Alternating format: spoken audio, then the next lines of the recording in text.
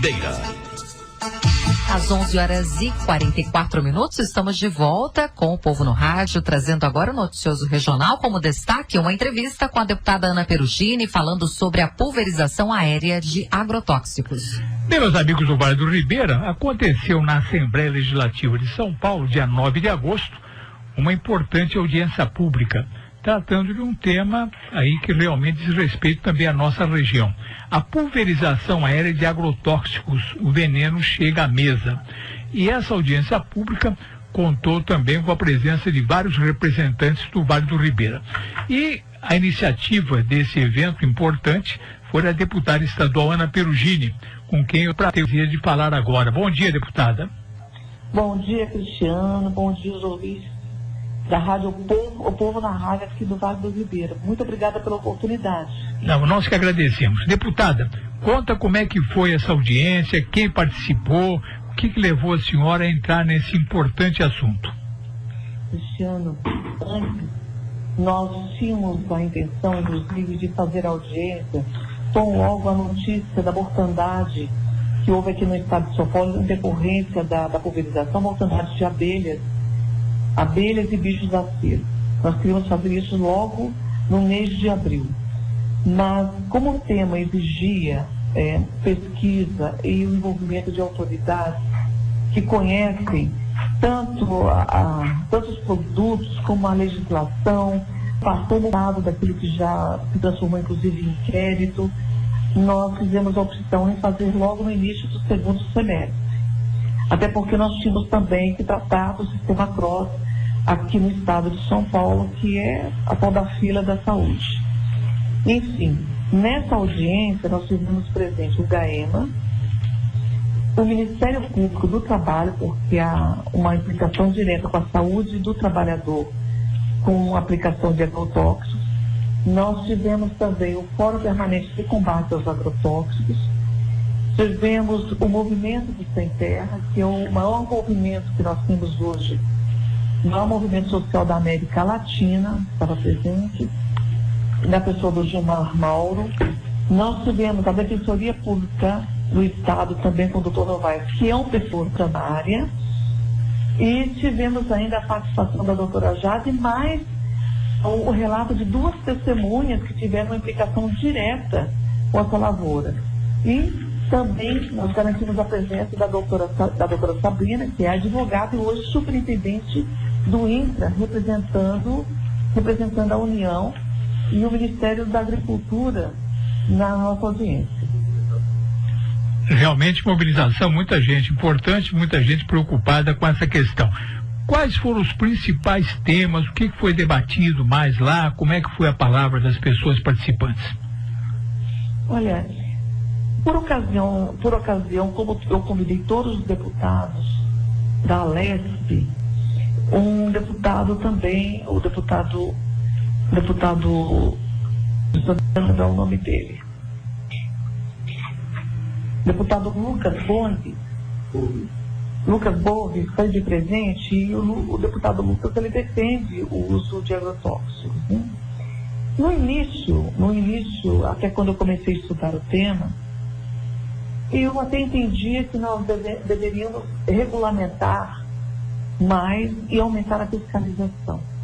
Durante o período em que eu fui me preparando e conversando com muitos especialistas na área, inclusive participando de um fórum promovido pelo GAEMA para tratar desse assunto, eu fui convencida de que nós não deveríamos usar agrotóxicos nas nossas lavouras, mas que é imprescindível parar com a pulverização. Aí o Dr. Novaes trouxe um dado que é muito preocupante, que o agrotóxico aplicado no solo com o uso de maquinários também pode gerar um problema tão grande quanto a pulverização aérea. Então nós saímos desse fórum, primeiro defendendo a criação de uma legislação que venha proibir terminantemente a pulverização. Aí quando fala de terminantemente proibir, é porque nós já temos, né, dados de que isso faz um prejuízo. Há pessoas, quando nós pensamos na morte das abelhas, nós pensamos logo na extinção da agricultura, porque a abelha é aquela que fertiliza a terra para que nós possamos ter produção. Mas, se nós olharmos para aquilo que está acarretando a vida humana, vamos esquecer a abelha, vamos esquecer o bicho da seda, vamos esquecer os peixes, nós precisamos dar uma alternativa para a nossa agricultura. E o fato que o número de incentivos fiscais que nós temos hoje, como a alíquota zero de PIS e COFINS, que hoje é 11,75%, para importação de agrotóxicos, a diminuição do ICMS para comercialização de agrotóxicos no nosso país, que é de 60%. Olha, 60% de incentivo no ICMS, menos de 60%. Se nós levarmos em conta que para a produção interna nós temos a alíquota zero do IPI, nós entendemos que há um incentivo para que nós utilizemos esses produtos que fazem mal à nossa saúde pelo governo. Havia pelos governos passados e continua existindo. Então nós precisamos rever essas leis que incentivam o uso de agrotóxicos. A outra questão que nós temos do outro lado, e isso nós ouvimos durante todo o período de estudo, que nós temos, que hoje, quem mais utiliza desses insumos, né, desses pesticidas, herbicidas, inseticidas, que a legislação trata como defensivos, inclusive foi utilizado o termo por quem defende os agrotóxicos como remédios, né? Quem mais utiliza disso faz pesquisas, mas o mais interessante é que nós temos pesquisas, sim, pelo INCRA, pela Fiocruz, catalogadas, que são pesquisas sérias, que mostram que tem trazido danos à formação de fetos, tem trazido danos com uma incidência muito alta de câncer. E o que mais me surpreendeu com os testemunhos ouvidos, né, primeiro a sensibilidade de uma das pessoas que tem sofrido, que é alguém que é guardião da semente crioula. Então, para quem está nos ouvindo, a semente crioula é a semente originária não transgênica que fertilizam e continuam fertilizando a terra. Transgênica, ela precisa ser sempre adquirida para que possa produzir. É uma semente modificada. Essa é uma questão. E ele usou de um termo, porque ele tem sofrido muito para preservar na sua ilha, porque é um local onde não se usa agrotóxico, para preservar, porque todo aquele que poderia sobreviver, todo ser vivo que poderia sobreviver fora de sua ilha, não sobrevive e vem para a ilha, porque é o único lugar que é possível de sobreviver. Então eu estou falando de todo tipo de bicho e todo tipo de praga. Né? E ele falou, nós precisamos continuar lutando pelo fim do agrotóxico, até porque nós precisamos de garantir a sobrevivência de todas as pessoas, porque quem defende o agrotóxico não está defendendo a sua própria vida. O relato de uma outra testemunha, que aí foi diretamente com as crianças e com o assentamento todo na região do Presidente Prudente, com uma distância de mais de 11 quilômetros de uma propriedade para outra, pessoas que foram medicadas um dia depois, após a pulverização, com a conjuntivite hemorrágica. E essa conjuntivite, ela não se propaga pelo ar, tem que haver um contato direto. E houve a pulverização anterior. Então, como nós não conseguimos provar, não há um nexo causal, né? A causa e efeito, nós não conseguimos entrar com as ações criminais que deveriam imediatamente ser a ação, né, que nós deveríamos propor, provocando um ressarcimento daquele que fez a pulverização do local. Então há muita injustiça no campo, porque aquele que tem um assentamento, que é um agricultor familiar, que ainda luta para que não se utilize o agrotóxico, ele não tem um recurso econômico que a agricultura intensiva e extensiva tem. Então ele vai ter mais dificuldade com o laudo. Então desse encontro saiu a necessidade de uma lei, por exemplo, que aprove o laudo gratuito. Você sabe da abelha, eu levo a abelha e vou lá e provo se ela morreu em decorrência da pulverização aérea. Tanto por aviões como por drones, ou da aplicação por canhões, ou da aplicação pelos tratores, mas que nós precisamos de nexo causal e muitas vezes o produtor não tem essa condição de fazer um laudo do Instituto Credenciado. A outra questão é a avaliação e uma lei que regulamente o mapeamento. O mapeamento que hoje, por resolução do Ministério da Agricultura, né, e que deve ser apresentado esse mapeamento ao secretário de Agricultura aqui no Estado. Nós entramos com um requerimento de informação, não nos chegou até agora. O GAEMA também pediu esse mapeamento, não chegou no GAEMA, e nós precisamos de uma lei efetivamente que cumpra a sua função. Ou seja, não vou ter um ônus. Qual é esse ônus? É multa. É multa diária, mas precisa de ter um ônus. E a lei precisa de obrigar a essa apresentação. Então, em termos de legislação, nós estamos caminhando, mas ainda há necessidade de um observatório e foi ofertado, inclusive, uma proposta de um disque denúncia. Porque um avião não pode pulverizar moradia de pessoas, e nós temos relatos de pessoas que mostram isso, e assim, brincando, pensando que é uma chuva diferente, a água que o avião está soltando, né? Então, há muito que se caminhar, Cristiano, nesse sentido, e muito trabalho pela frente do parlamento. Deputada, há registros também, tem levantamentos, não sei se a senhora tem ou não, com relação a malefícios para o ser humano? Sim, o doutor Novaes apresentou a pesquisa que foi feita, que mostra, inclusive, que o número de crianças com má formação nascidas na cidade de Cubatão e nascidas em áreas de pulverização com agrotóxico, ela é superior. Nós temos dados do Instituto de Biologia e de Pesquisa da Unesp em Botucatu, que mostra a relação de causa e efeito de pessoas com câncer.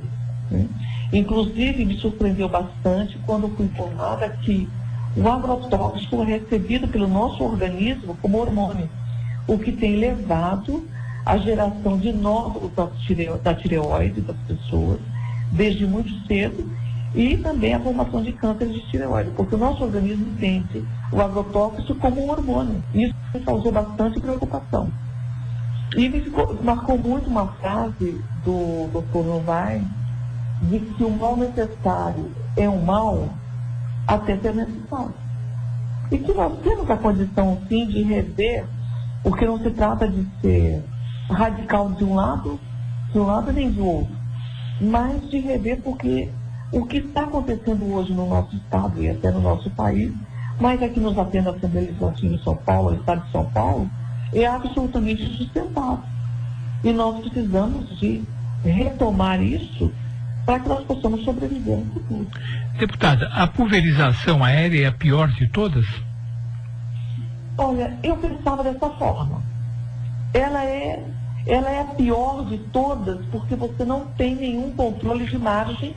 Essa imagem supostamente hoje eleita, ela é insignificante dado ao alcance e as condições das variáveis, como umidade, vento, altura, mas nós temos canhões que pulverizam com muita força a ponto de você também não controlar, se você não tiver um medidor e a seriedade das pessoas em relação a essa pulverização. Então, qualquer tipo de pulverização de agrotóxicos que tenham, né, substâncias que já foram identificadas como altamente nocivas aos seres humanos e também à fauna e à flora, essas substâncias já deveriam estar banidas, né, de qualquer tipo de pulverização, seja ela aérea ou não. Eu tenho o caso aqui do glifosato. Só que o glifosato hoje ele tem 5 variantes já. Ele não é só conhecido como glifosato. E nós sabemos que é altamente nocivo, né, a vida de qualquer ser, né, contaminando inclusive o nosso solo. Mas ele continua sendo usado aqui no Brasil. E aí você encontra do outro lado quem defenda e que a partir do momento que causa prejuízo é retirado. Eu acredito que o maior movimento que nós precisamos de fazer agora é acabar com o fim do incentivo fiscal para aquisição, fabricação e comercialização aqui dentro do país. Nós precisamos de fazer, até porque nós precisamos de acabar com a balela de se dizer que a agricultura sustentável ela é impraticável porque ela é muito cara. Quanto de fato de dividendos fica para o nosso país? país, com a exportação de soja, de laranjas, de cana-de-açúcar, de café, de algodão, de cana-de-açúcar, de de carnes, que tem trazido prejuízo também para a nossa população. Deputada, uma curiosidade, dizem, não sei se só tem um levantamento, só está estudando isso a fundo, vários defensivos usados no Brasil são proibidos na maioria dos países. Tem fundamento? Tem fundamento. Mas tem fundamento, mas o que nós nos propomos a fazer é saber que tipo de defensivo é proibido onde, porque qual que é a alegação? E como advogado, a gente tem que pensar com a cabeça de quem está também, de quem eu estou defendendo, do que eu estou defendendo, e também daquele que vai fazer a defesa me acusando. Não tem porque ser permitido um determinado produto num país onde você não tem um determinado tipo de praga. Mas se lá não tem aquela praga e é proibido esse produto, é óbvio que houve uma necessidade de proibição porque fazia mal a alguém. Então esse argumento cai por terra. Existe sim. E tem mais. Existe numa dosagem que no nosso país é permitida. E quando nós falamos em pesquisa, nós usamos menos que a dosagem permitida em diluição no nosso país.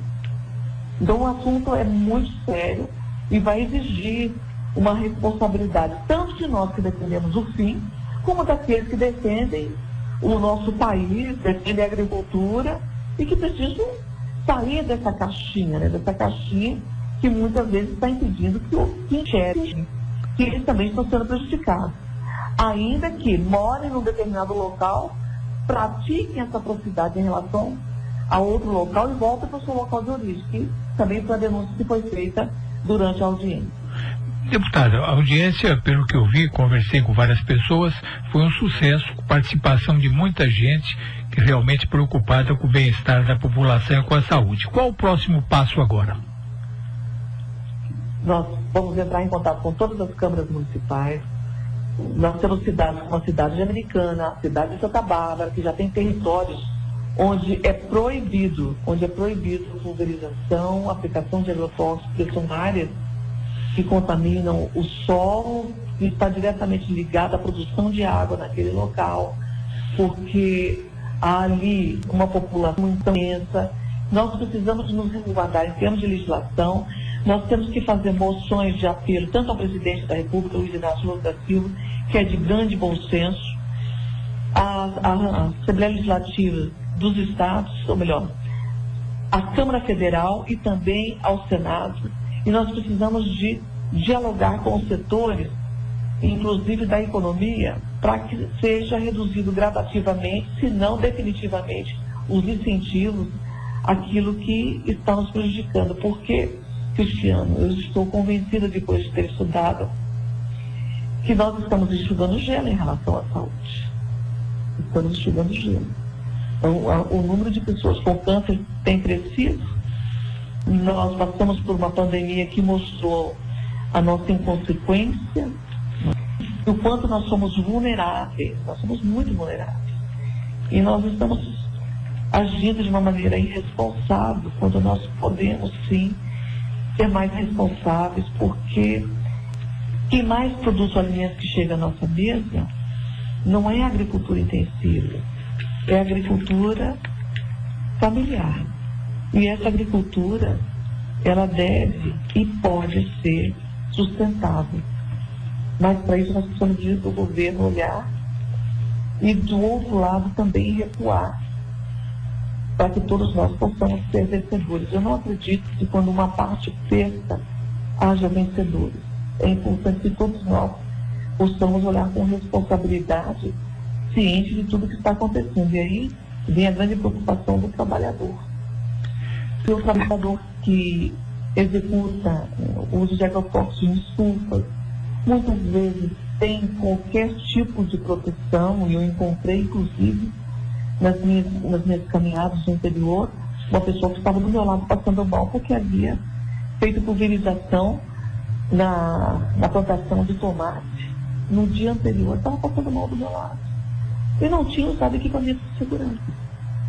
Com esse tipo de encontro, esse esquecimento brutal que nós sofremos, até em relação ao que vivemos há pouco tempo com a pandemia, falando novamente da nossa vulnerabilidade, precisa estar presente. Então, há que ter uma regulamentação mais séria no nosso país, há que ter pessoas mais comprometidas com a vida dos seres humanos e com todas as vidas no planeta. Bom, deputada, pelo que sei da sua narrativa e pelo que se conversa, é uma terra de ninguém, né? Não tem nada disciplinado, cada um faz o que quer, nem usa equipamento de proteção, ninguém está fiscalizando, nem nada, né? Lamentável, né? Sim. Deputado, eu agradeço muito a sua conversa com a gente, muito obrigado. Quero franquear os microfones, a senhora dar uma mensagem à população da região do Vale do Ribeira, parabenizando pelo seu trabalho e desde já solicitando a senhora, quando tiver novidades sobre essa questão, entrar em contato com a gente, para a gente mais uma vez bater um papo bastante esclarecedor para a população, porque são coisas que dizem respeito à saúde da população. Deputado, microfones da 99 para suas considerações. Olha, eu quero agradecer muito a oportunidade e, se você me permite, Cristiana, já agradecendo, lembrar que muitas vezes nós damos conta do tamanho de nossa ação. O próprio agronegócio mostra que 30% daquilo que é aplicado na plantação vai para a água, vai para o solo, mesmo quando é feita corretamente. Você imagina quando isso não é feito corretamente, o que pode acontecer. Então, de pedir que nós sejamos mais responsáveis e dizer que nós vamos trabalhar muito. Nós não vamos trabalhar pouco, nós vamos trabalhar muito para que nós tenhamos maior conhecimento sobre o que está acontecendo, para que todos nós nos cuidemos e uma legislação mais séria e responsável com fiscalização. Eu acredito que a conscientização, a formação é importante, mas ela só se dá quando há uma divulgação correta dos dados. E quando há uma fiscalização intensa, porque nós não temos muito tempo para recuperar os danos que nós já fizemos. Então, eu conto com a imprensa e parabéns pela oportunidade que você também está me dando de falar. E fica aqui o nosso pedido, vamos ser mais responsáveis com as vidas, né? Que nós temos em relação a nós e em relação ao agora e ao futuro. Muito obrigado e parabéns. Parabéns por essa região tão linda, né? Essa região de plantação de bananas. Dizem que havia um plantador de banana no nosso encontro e falou, olha, sem passar o óleo é um veneno. Nas folhas não tem como. Tem como sim.